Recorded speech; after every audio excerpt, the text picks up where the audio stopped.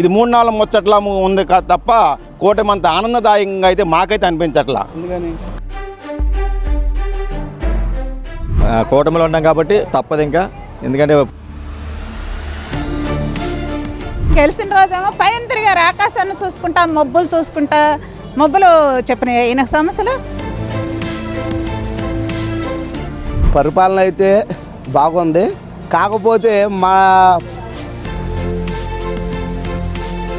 కూటమి ప్రభుత్వం రావడం వల్ల ఈ రాష్ట్రం చాలా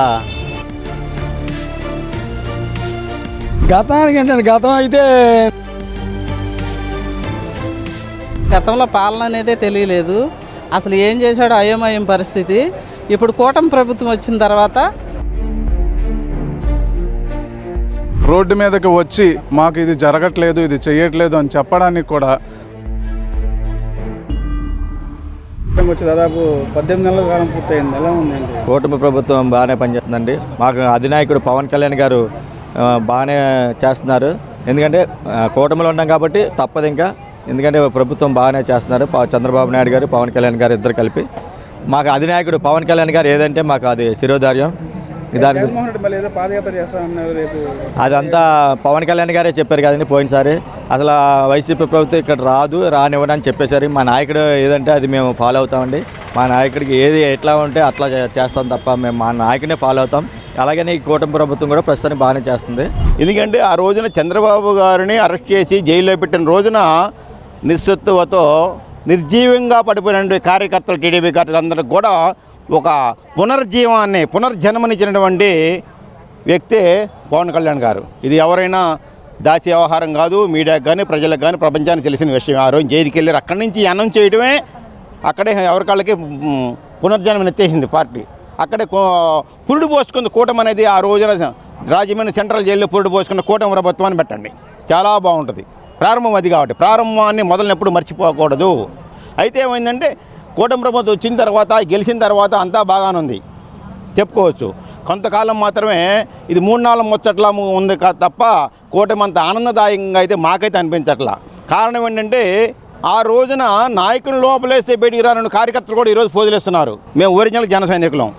ఆ రోజు నాయకుడి గరిగిపాటితే అక్కడ అడ్డం పడ్డారంటేనే ఇక్కడ జంక్షన్లు జామ్ చేయగలిగాం ఆపోజిషన్లో ఉండి. ఈవెన్ ఎనీ టైం నాయకుడి కోసం దేని చేయడానికైనా జనసైనికులను సిద్ధంగా ఉంటారు. ఆ విధంగా ఏ పార్టీ నాయకుడైనా సరే, ఏ పార్టీ కార్యకర్త వాళ్ళ పార్టీ నాయకత్వానికి, నాయకుడికి మనం అలా ఏగా ఉండాలి. అంతేగాని మన పార్టీని నాయకుడు లోన్ వేసారు వదిలేసేయి అన్నట్టుగా ఇంట్లో పడుకోవాలా, మేము పడుకోం. అనుమానం వస్తేనే జంక్షన్లు జామ్ చేయగలిగాం. కూటమి ప్రభుత్వంలో అది మేము చెప్పవసరం లేదండి, ప్రజలందరికీ తెలుసు. అదే ప్రజలందరికీ, నేను ప్రజలనే, వాళ్ళు అందరూ ప్రజలందరికీ తెలుసండి ఎలా ఉందా అనేది. ఏమి ఇస్తున్నారా పథకాలు, రోడ్లు ఎలా ఉన్నాయా, ఎక్కడ ఆపత వస్తే ఎవరు ఆదుకుంటున్నారా అనేది ప్రజలందరికీ తెలుసండి. కూటమి ప్రభుత్వం 18 నెలలుగా చాలా బలంగా ఉందని మేము కోరుకుంటామండి, 100%. గతంలో చాలా మార్పులు వచ్చినాయండి. గతంలో ముందు పవన్ కళ్యాణ్ గారు, మా నాయకుడు గారు, రోడ్లు ప్రజలు ఎక్కడైతే ఇబ్బంది పడకుండా, ఆటోలు కానీ, బస్సులు కానీ, కార్లు కానీ దెబ్బతిని కింద పడిపోయి అన్నీ ఇరిగిపోతున్నాయి ఎముకలు, అది టార్గెట్ చేసుకున్నారు. ఎక్కడంటే అక్కడ ఎన్ని రోడ్లు వేసారో చూడండి. అదేంటంటే ఒక రాజకీయంగా కానీ అది కాదండి, ప్రజలకి న్యాయం చేస్తున్నారు. ప్రజలు ఎక్కడ పడిపోతే ఎక్కడ దెబ్బలు తగులుతాయో అనేది న్యాయం చేస్తున్నారండి. కానీ 5 సంవత్సరాలు జగన్ గారి పాలనలో టాపీ సిమెంట్ వేయలేదండి రోడ్ల మీద. టాపీ సిమెంట్ ఎక్కడ కూడా వేసారు ఎవరు. మరి ఇంకా అలాంటి వాళ్ళు ఈరోజు పాదయాత్ర ఎలా చేస్తారండి? 20 ఏళ్ళు కాదండి, ఇంకో జన్మెత్తిన కూడా చేయలేరు.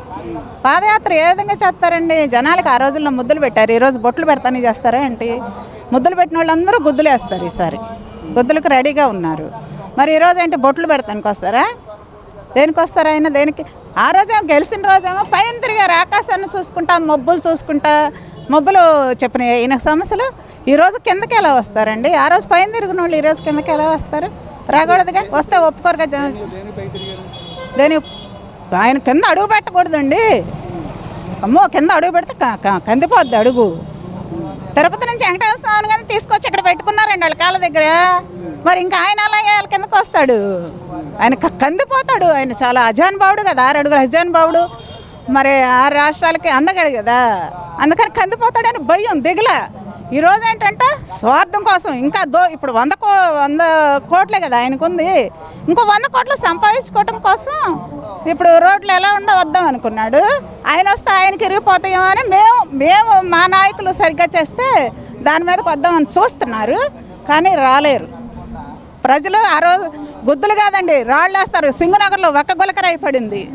ఈసారి 100% గులకరాళ్ళు రెడీగా ఉంటారు జనాలు, ప్రజలు చేస్తారు. పరిపాలన అయితే బాగుంది, కాకపోతే ఈ చేస్తున్న పరిపాలన ప్రజలకైతే చేరువ అవ్వట్లేదు.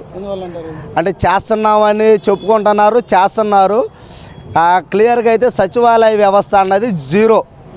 పైనుంచి వచ్చింది ఏది కూడా ప్రజలకు చేరవేయట్లేదు, అంతా కూడా జగన్మత్తులో ఉన్నారు.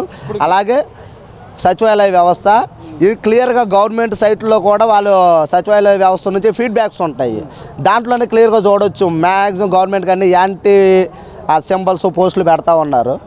ఈ సచివాలయ సిబ్బంది అన్నది క్లియర్గా యాంటీ గవర్నమెంట్. సో ప్రభుత్వం ఎన్ని చేసినా సరే ఈ ప్రజల్లోకి వెళ్ళనివ్వట్లేదు. ప్రభుత్వం చేసేది ప్రజల్లోకి వెళ్ళాలి.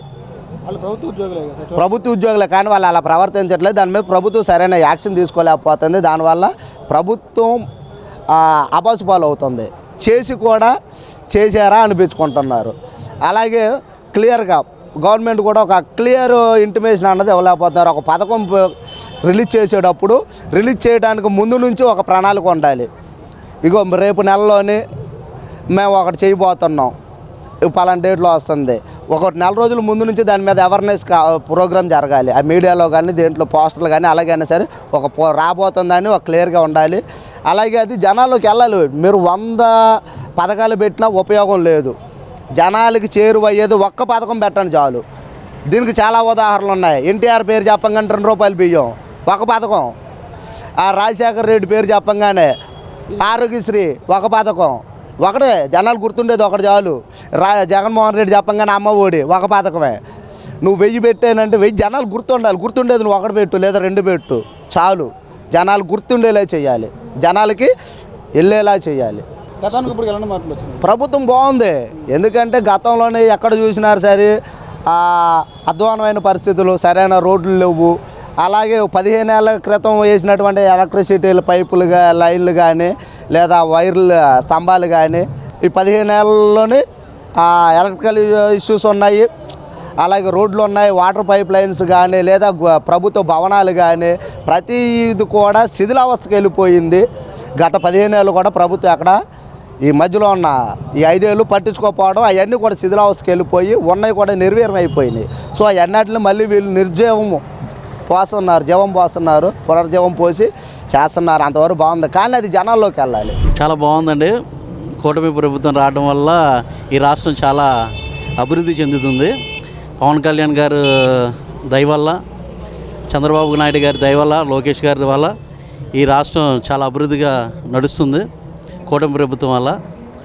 ఇప్పుడు మా జనసేన పార్టీ కార్యాలయంలో మన ఎన్టీఆర్ జిల్లా అధ్యక్షులు ఉదయభాను గారి ఆధ్వర్యంలో కూటమి జనసేన పార్టీ సందర్భంగా మీటింగ్.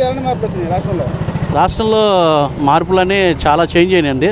గతం చూసుకుంటే ఇప్పుడు చాలా చేంజ్గా ఉంది, మార్పులు జరుగుతున్నాయి, ఇంకా అభివృద్ధి చెందాలి. ఇప్పుడు కూటమి వచ్చి సంవత్సరం అవబోతుంది. ఇంకా గతంలో ఉండేది అన్ని ప్రభుత్వం ఇంకా అన్ని చర్యలు తీసుకుంటున్నాయి. రాబోయే స్థానిక ఎన్నికలు మీ పార్టీ ఎలా ముందుకు పోతుంది? చాలా బాగా వెళ్తుందండి. ఇంకా దాని గురించి డోకా లేదు. పార్టీ అనే అభివృద్ధి, ఇంకా నాయకులు కొత్త నాయకులు తయారవుతున్నారు. పార్టీలో పవన్ కళ్యాణ్ గారు నాయకుల్ని మంచి అభివృద్ధి పదంగా తీసుకెళ్లి నాయకుల్లో ఒక మంచి గుర్తింపు తెప్పిస్తున్నారు. దానివల్ల బాగా నడుస్తుంది. సూపర్గా ఉంది. గతానికి ఇప్పుడు ఎలా మార్పులు వచ్చినాయి? గతానికి అంటే గతం అయితే నరకం, ఇప్పుడు స్వర్గం అంతే. రాబోయే స్థానిక ఎన్నికలు ఎలా ఉంది? ఏది ఎన్నికలైనా కూటమి ప్రభుత్వం 100% పక్కా కూటమి ప్రభుత్వం అయింది, ఎవరిది లేదు. గత 1.5 కాలంలో కూటమి ప్రభుత్వం అనేది లాస్ట్ గవర్నమెంట్ వాళ్ళు చేసిన తప్పిదాలన్నింటినీ కూడా వీళ్ళు సరి చేసుకుంటూ వచ్చారండి. వీళ్ళు ఏవైతే బడ్జెట్లో డబ్బులు లేవు అన్నారో కంపెనీలు తీసుకొచ్చి కూటమి ప్రభుత్వం అన్ని రకాలుగా చేస్తుంది. కళ్యాణ్ గారు ఏవైతే మినిస్ట్రీలు ఏవైతే తీసుకున్నారో పంచాయతీరాజ్కి సంబంధించి పంచాయతీల్లో కానీ అన్ని పల్లె వెలుగు బాట అన్ని కార్యక్రమాల్లో అన్ని చాలా బాగా చేస్తున్నారు.